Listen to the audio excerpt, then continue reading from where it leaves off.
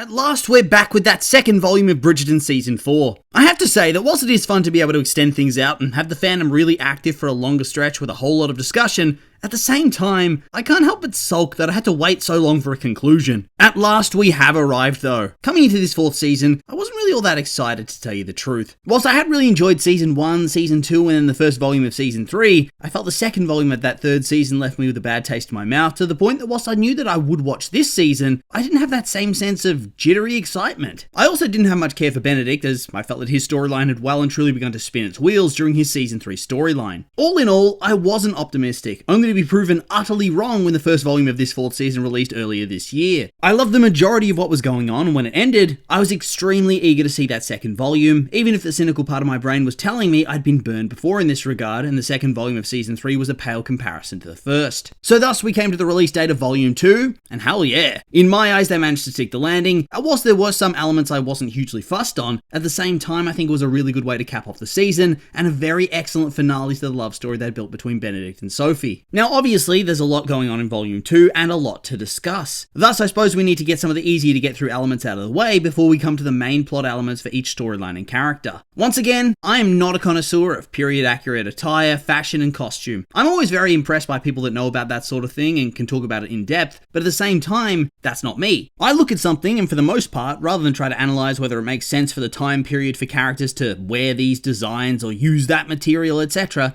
I ask myself this question: does it look any good? If it does, then that's all I need to know, and in my eyes, everything did look really good. It's a little morbid to say, I suppose, but in particular, I really enjoyed the funeral attire and the way they styled the house when everybody was in mourning. I thought it looked great. From here, I think we can attack some of the smaller storylines before we get our teeth sunk into the big two, which is the Sophie-Benedict love arc, and then also John's death and the aftermath of that for Francesca and Michaela. I guess we can start with one that I actually found to be a massive bummer, and that was the story of Violet and Marcus. It seemed to be going so well at first. They were continuing their romantic relationship behind closed doors. She was nervous as to how her children were going to take it, and at first, he was all good with that, telling her there was no need for them to take it any further than what it is now, which in turn prompted confusion from Violet. She, to me, seemed like she felt like she was being rejected, or that he wasn't interested in her more than just a sexual relationship. He confesses his love to her eventually, and they agree to get married to one another, but then the time for announcing such a thing just never really comes. There's always something in the way, such as John's death and the aftermath of that, and then the trouble with Sophie and Benedict. However, eventually at the end of the season at the Queen's Ball, those issues are no longer front and center, and he's keen to at the very least make an announcement. The only thing is that over the course of the season, she's had her own little arc of slowly trying to find herself again after being a wife, widow, and a mother, as she assists Benedict in trying to make his own love match. She's beginning to recapture the woman she left behind a long time ago, and reveals to her son that of all her children, she thinks she was the most like him. Thus, it seems that she combines the Benedict storyline of Season 3 and Season 4 Part 1 into her own ending. She tells Marcus she doesn't want to be tied down right now, and wants to keep on finding herself, which she doesn't think she can do if she's married. However, she does tell him that she wants things to keep going between them steadily, just on the low down. She wants to keep it between them without informing society or her children of that fact. This in turn leads to him breaking off their connection entirely, as like Mr. Mondrich said, nobody wants to be the dirty little secret. At first, I will admit that I was a bit bothered with this overall. I felt like we'd dedicated 2 seasons worth of story to this and got nothing much out of it. But then I thought about Mr. Mondrich's line that I referenced before, and how in the end, this isn't necessarily a waste of our time, as it has changed Violet as a character, and given a bit of a parallel story for Benedict at the same time. On top of that, purely from a meta perspective, I think it also makes the most story sense. The show is called Bridgerton, and it's clear that Violet's going to play a key role in the love stories for all of her children. It would therefore feel kind of wrong for her to not be Lady Bridgerton anymore, but for her to be somebody else instead. I am curious to see where it goes from here though. Surely they won't have her go full Benedict next season and take up a bunch of different lovers and become a more mature-aged party girl, will they?